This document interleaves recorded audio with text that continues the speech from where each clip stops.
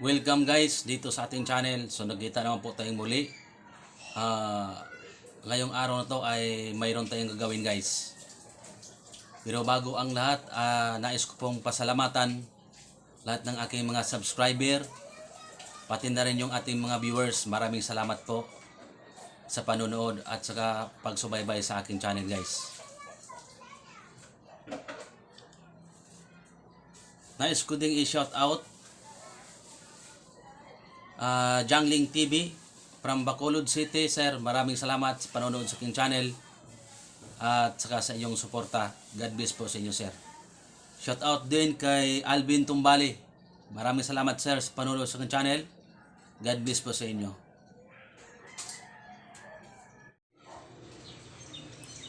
Bali guys, ito po yung gagawin natin. May nakadetalye siya guys. Assembling of showcase using 316 clear glass and anodized framing. So bali gagawin natin, showcase po ito or estante. Pagpasensyahan niyo yung drawing natin guys dahil napakaganda. Hindi kasi tayo gumamit ng roller kaya ito po yung kinalabasan niya. Tabingi. Bali yung lapad niya guys, 28 inches. Yung haba 62 inches. Yung patayo bali 2 feet siya guys, 24 inches. Dito sa taas may arong nakatutok, nakalagay 15 inches. Bali yung pinaka-layer dito guys, isang layer lang to. Yung pinaka-layer niya 15 inches lang yung lapad niya guys. Dahil ito lagayan ng ulam, meron tayong sinusunod na sukat ng tray na paglalagyan ng ulam. So yun yung design niya. Yung pinaka-layer 15 inches lang.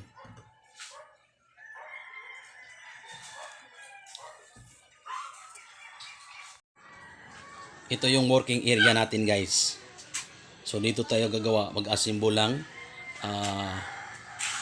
sliding showcase kung tawagin. Bali ang gagawin natin, isang layer lang po ito. So ito yung mga materialis natin na gagamitin guys. Yan kung makikita nyo, 316 clear po yan. 42 by 48 by 72 inches. Or 4 feet by 6 feet ang lapad ng glass.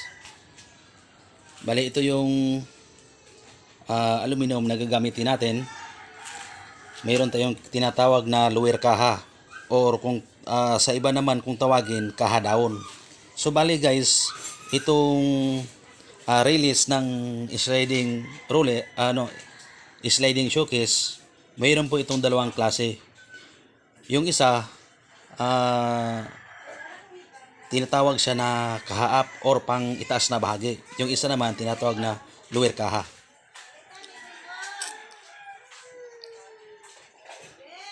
Yung tinatawag na lower kaha guys, kung makikita nyo,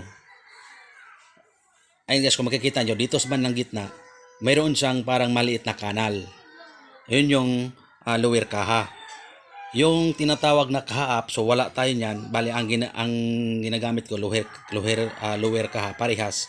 Yung tinatawag naman na kaha up, so wala po siyang kanal dito sa bandang gitna. Ang purpose nito guys, itong lower kaha, na dito tayo maglalagay ng plastic roller. Kasi mas magandang lower kaha ang gagamitin dahil pag in-slide mo yung showcase natin, yung pintuan, hindi siya lumilihis. Kaya yung iba gumagamit ng kaha-up na kung makikita nyo dito, plain lang yung bandang gitna. Kaya minsan pagka ini-slide, nagka-problema, bumabangga siya.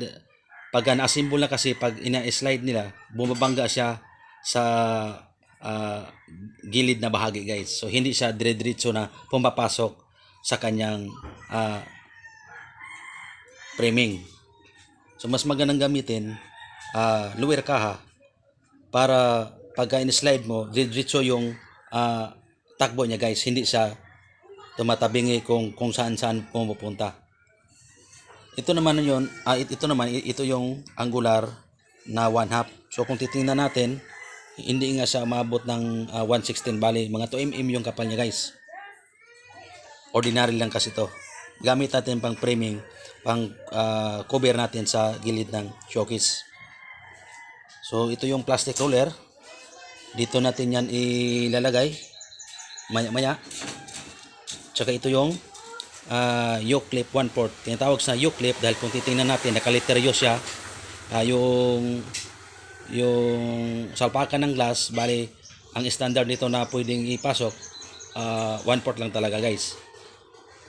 Yung tawag ng iba dito, ano siya, glass clip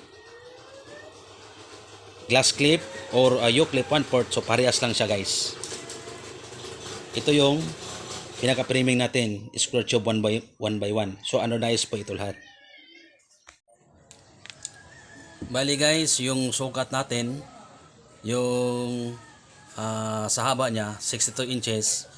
Uunahin po natin pagputol yung mahabang sukat para hindi tayo kapusin sa aluminum natin guys. Dito sa bandang gilid, yung nakasulat niya 28 inches. Bali yung putulin natin guys sa width 27 inches lang dahil nakatumbok lang yan. Galing dito sa gilid papunta ro, nakatumbok lang yan. Ang gagawin kasi nating framing, naka letter L lang siya guys.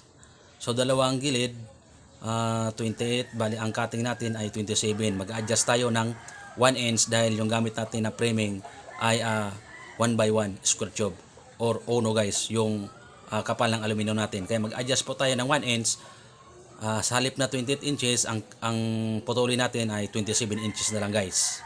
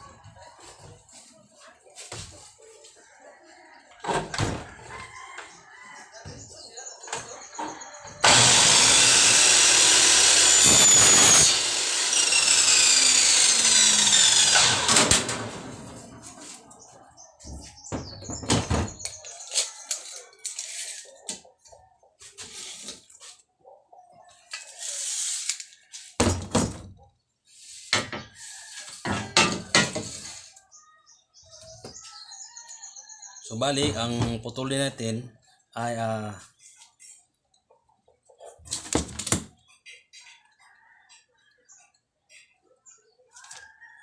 putulin pa natin dito guys ay 2 6 ito at saka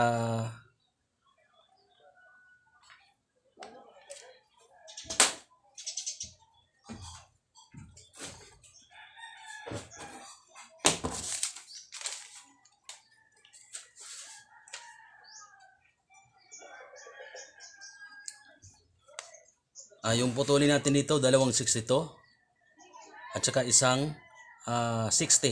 Dahil itong patayo, i-minus din natin yan kasi nakatumbok lang yan.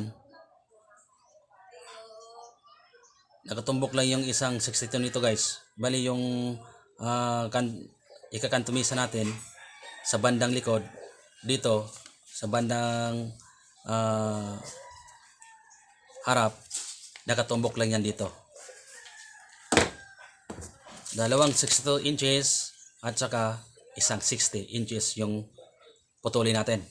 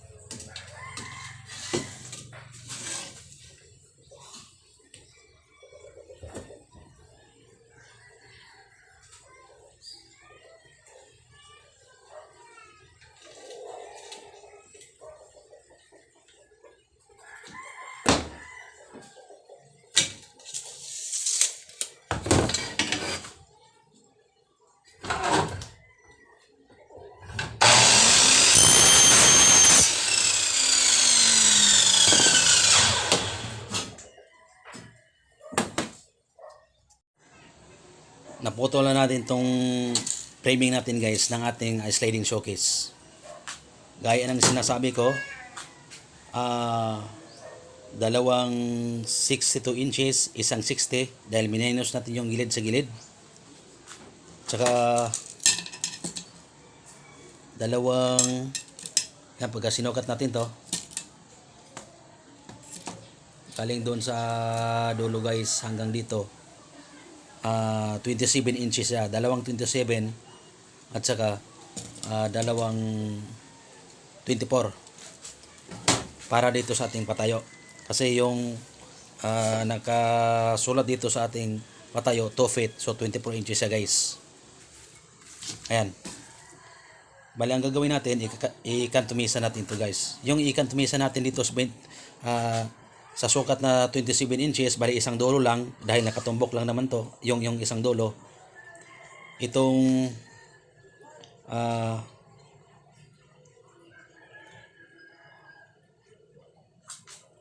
24 inches, yung ikantumisa natin isang dulo lang din, kasi ito yung patayo natin.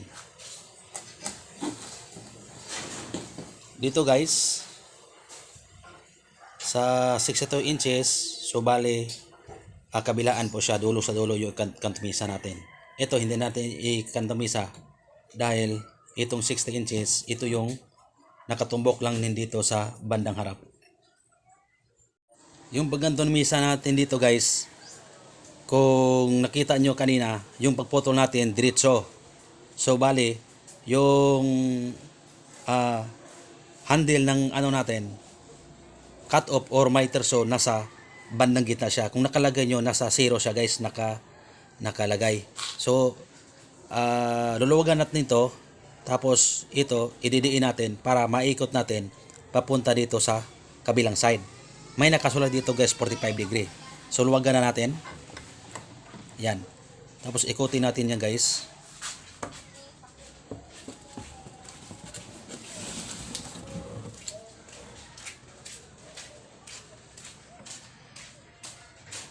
Habang iniikot natin guys, ito ididiin natin to ng pababa. Ayan, para maikot natin itong miter saw. Lagyan natin dito sa 45 degree. Ayan, naka 45 na yan. Tapos huwag natin kalimutan na ilak ulit tong pinaka-handle niya para hindi siya gumagalaw-galaw. Ayan, nakalak na po yan. So kakantumisa na natin.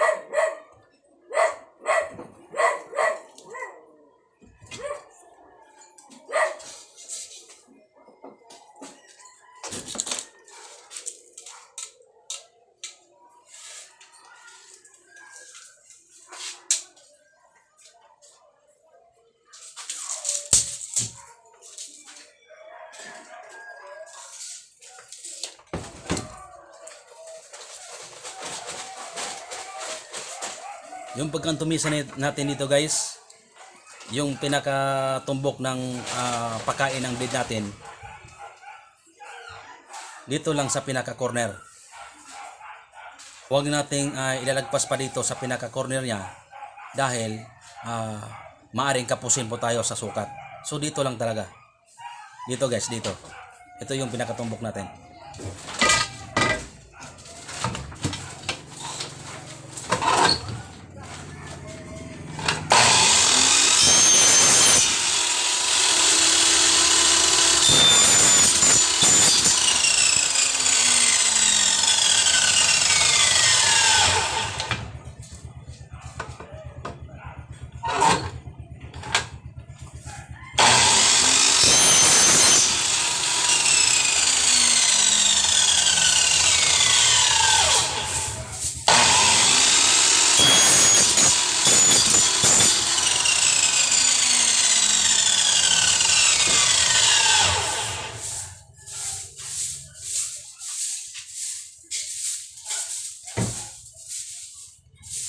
So ito po guys, nakantumisa na natin.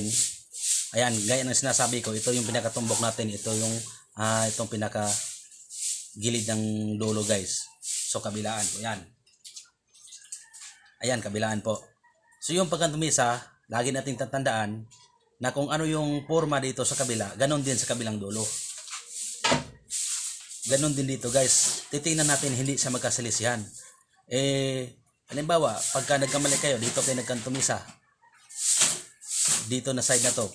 Sa kabila, binaliktad nyo. O dito kayo nagkantumisa. So, wala na po. Damage na po yung materials natin.